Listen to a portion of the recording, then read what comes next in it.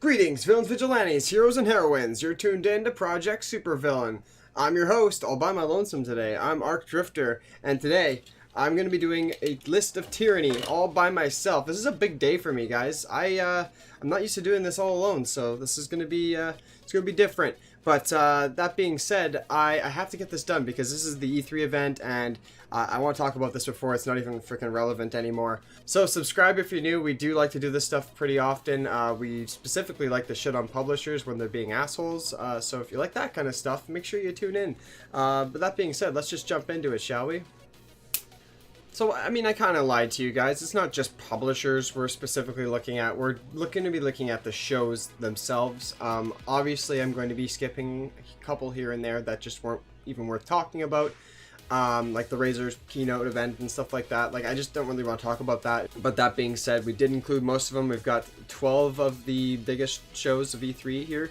Believe it or not, there were 12 or more. I can't even remember how many there were in total. But that being said, I'm going to go in order here. And I'm going to kind of like not go through every game, but the biggest highlights of each, and explain to you where I want to put on this list. So here we go. The first event was the Summer Game Fest event hosted by Jeff Keighley, and that was a very good event. I've got to say it was a very strong start to the E3 presentation. In fact, it outshined a lot of the other events, honestly, which is kind of funny because it wasn't like a specific event attached to a publisher. It was just Jeff Keighley doing his thing. So the Summer Games Fest event was a very big event. There were a lot of announcements there, and that's one of the reasons it was one of the better ones, is because they were just jam-packed full of content. Some of the best announcements included the announcement of Jurassic World Evolution 2. We saw Metal Slug Tactics, Tiny Tina's Wonderlands, which is a Borderlands spin-off. They announced the Among Us update. They showed off a trailer for Tales of Arise. Oh yeah, they also showed off an Elden Ring trailer, which everybody was really excited for as well. But I'm going to throw Summer Game Fest on an A tier, just a strong A tier, because they just had such good announcements, lots of them, and it was a solid show. Jeff Keighley did a good job as host, and I don't want to give it an S because like there were better shows, I think slightly better, and honestly I'm going to be a little liberal with the S tier today. I'm going to be honest because there was none that like super stood out above the rest, but I do want to still make use of the S tier, obviously. And the next one that we are going to take a look at was IGN Expo. Did not like this show, not one bit. I didn't really like this show because there was the biggest thing that really like pissed me off about this show was it was about an hour long, and chunked into this hour there were 3 about freaking 5-minute ads that were just long as hell. Just like, hey guys, look at IGN, look at what we have, subscribe to IGN, follow IGN, look at our merch. It was just like none of the other shows did that, and it was really annoying. I get it was like IGN's Expo and they want to like promote themselves, but like they could have done it in such a better way. It just took away from the show so badly.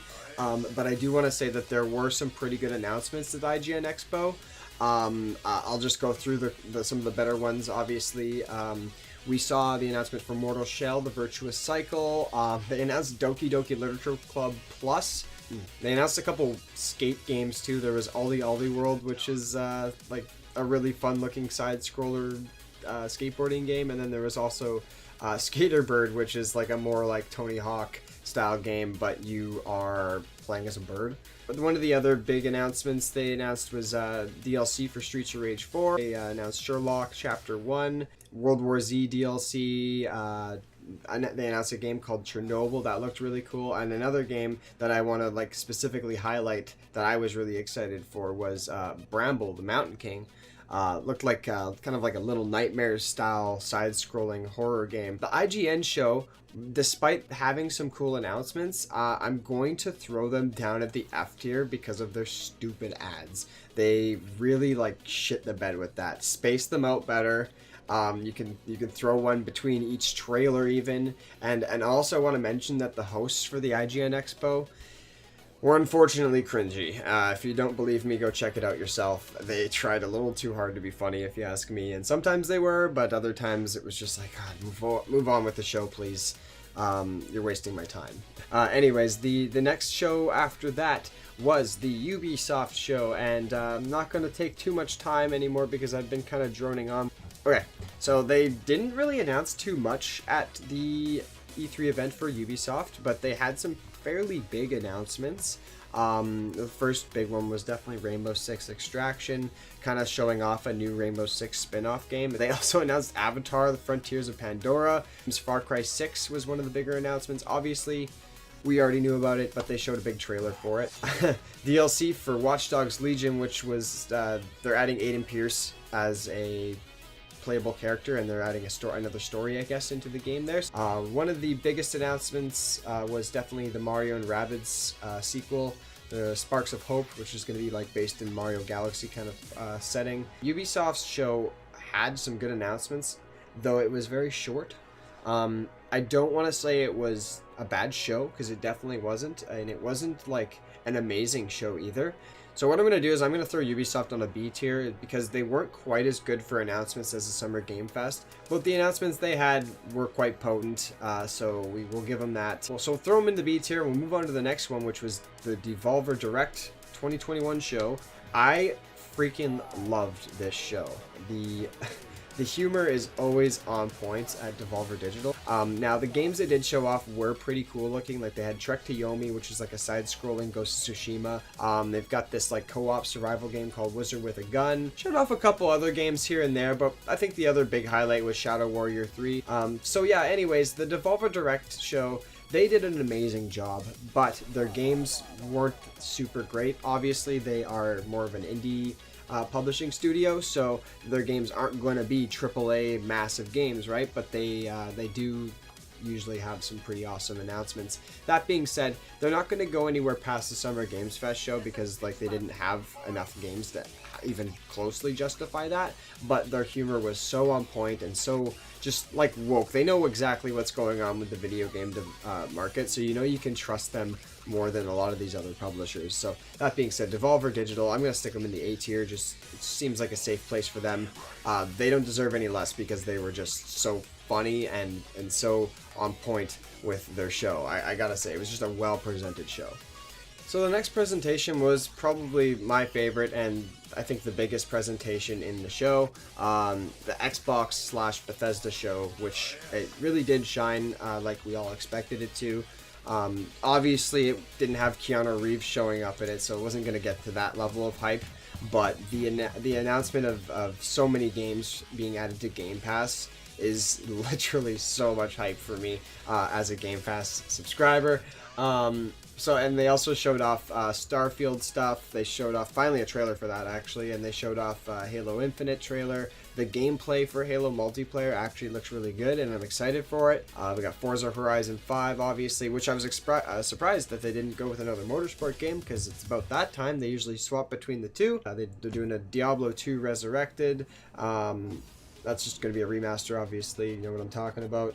They got a game called Stalker, which is going to be like a Chernobyl kind of game. And there's a couple of those kind of games I've noticed, kind of like games set in the Chernobyl area.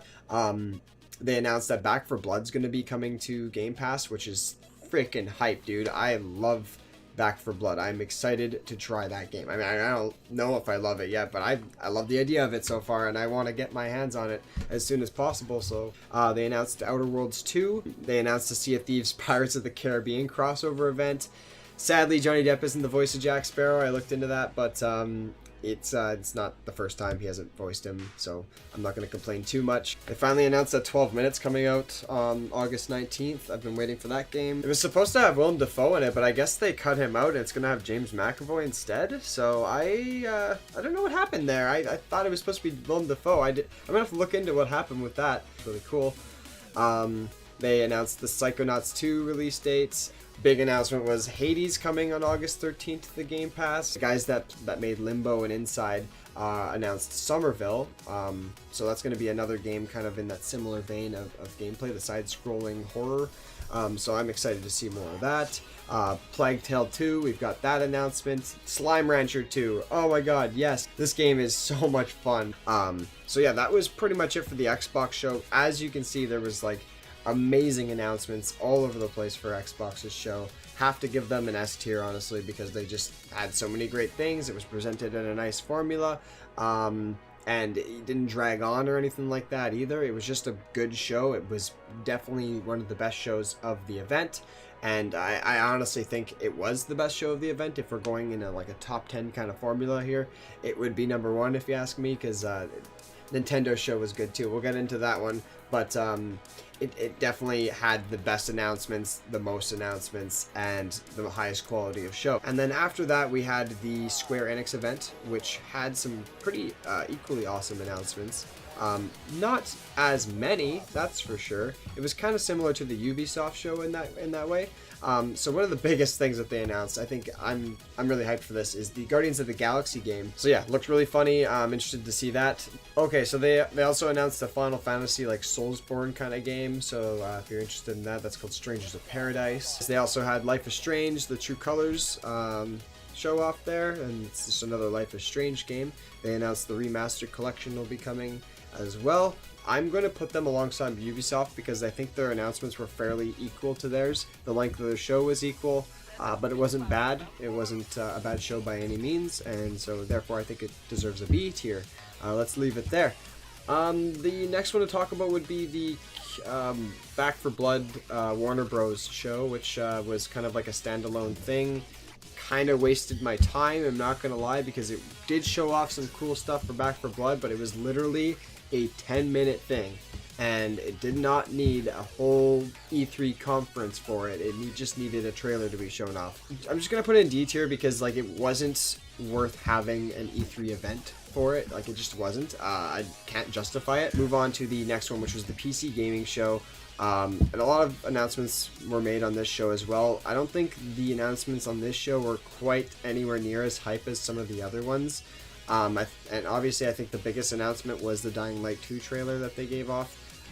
There were a couple other cool games there, but it really was not that big of a show, and they had some blunder. They had a blunder at the beginning. They muted their stream right at the beginning, and like, oh my god, that was the funniest thing ever, because the right after that, they had this whole portion where they were like, wow, we're not going to have any problems here, and we genuinely thought that they were joking about that issue that they just had, but I don't think they were. I think that was a legit problem, and I just looked back in the show and they have the audio on the video, so I'm assuming they just forgot to hit start on the audio for the stream. Good job, guys. So anyways, that takes away from your show a little bit. They did have some cool games shown off, like Naraka Blade Points, Dodgeball Academia. They showed off some Chivalry 2 segments, a game called Raw Men, which was about like, it's like a Splatoon kind of game but with noodles and semi-nude men. Anyway, that looks interesting. And then yeah, like I said, the Dying Light 2 trailer was definitely the bigger thing there. So I think the PC Gamer show, I'm gonna give it a C tier. It was rather boring. There weren't that many announcements, and it had some issues at the beginning, so yeah, can't ignore that. The following show after that was the Future Games show. Now this show was also kind of boring. I'm not gonna lie. They actually showed off way more games than the PC Gamer show, I think, though. So like, I'll give them that. But a lot of these games weren't super interesting. Like they were. Don't get like, there were some good ones on there. Don't get me wrong. But they were definitely. There's no AAA games to expect from this show or anything like that. I mean, I wasn't expecting that to begin with, but yeah, they weren't kidding. I'm not kidding there. They also showed off a lot of like other trailers that they showed off at other shows. This one, so there were like 2 Point Campus and Jurassic World. I'm pretty sure was showed off again. There were some other cool games, but I'm gonna be honest, this show was a little bit lackluster. I'm gonna say it's a C tier as well. I mean, it was hosted by Troy Baker and that girl that voices I think Abby in The Last of Us 2, is that her name? I didn't play the game, sorry. Anyways, it had some pretty cool hosts. Oh, it was Laura Bailey, that was her name. So like they did a good job doing that, but it was like they weren't even on camera most of the time, so they were like at home recording it. Fair enough, I understand, but the show just wasn't super entertaining. So I'm gonna give it a C tier. We were kind of bored. So the next one is actually going to be Capcom, and their show I was surprisingly disappointed with. They really didn't have a lot going on for it. It was kind of a bland event, honestly. The biggest announcement, I think, was the fact that they're going to be doing DLC for Resident Evil Village, and I think everybody's excited for that. I spent a long time on this. They are doing a new Ace Attorney game, so it's called The Great Ace Attorney Chronicles. That was Capcom's show. I was seriously hoping we'd get some sort of, like, announcement for Resident Evil 4, or maybe some sort of announcement for like a new IP, like maybe they'll bring back Dino Crisis or something like that. I think we could use some more Dino games. Okay, so Capcom's going to be going in D tier for sure. So Nintendo, we'll start with them. They had a very good show. They were one of the best shows at E3 for sure.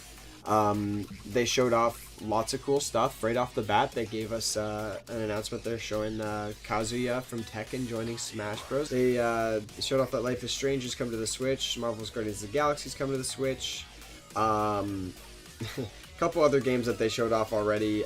They did show off Mario Party Superstars, which is going to be like a Mario Party with classic boards from the Nintendo 64 series. Biggest announcement of the show, in my opinion, was Metroid Dread. They also showed WarioWare. That was probably one of the bigger announcements as well. They're actually doing a new game. It's called WarioWare Get It Together, and so yeah, that's going to be coming back with some more of those like classic mini game style games. You can do that. They also announced Danganronpa Decadence, another Danganronpa game. Those games are always really cool. For the 25th anniversary of Legend of Zelda was that Game & Watch Legend of Zelda edition, and then to top off the show, the biggest announcement, I think, to a lot of people, I think my favorite was Metroid because I just like Metroid a lot, but Breath of the Wild 2, they showed off a trailer to that. Now, everybody knows that this game's coming already, but they finally gave us some more, and people were gnawing at the bit to see this. So I'm not surprised that the Nintendo show did well. They usually do a really good E3 event. That being said, if I'm coming down to which one was better, I do think Xbox's show was slightly better because they announced more. Their show was longer. But Nintendo's show was good. They had lots of great announcements, and their announcements were very potent compared to Xbox's. So they're very equal, and Xbox's was only slightly better in my opinion. That being said, guys, that's it for the tier list. So we've ranked them all here. I think I did anyway. Did I? Oh God. In case I didn't do this earlier, the Bandai Namco show definitely thrown in the D tier. Their show was just, boring. And that's going to conclude this list of Tieranny, guys. If you did enjoy, if you'd like the solo content, me by myself, do leave the like on the video. I really appreciate that. It actually shows us that you enjoy the content, of course. And if you guys want to support us even further, check out the links down below to our other platforms as well. We stream on Twitch at Fridays and Saturdays, 9 o'clock usually p.m. Eastern Time. And we play a wide variety of games, so if you want to tune in, we really appreciate any new faces. But that being said, that's going to be it for today's show. So thanks for joining, thanks for watching, Project Dismissed. Peace out.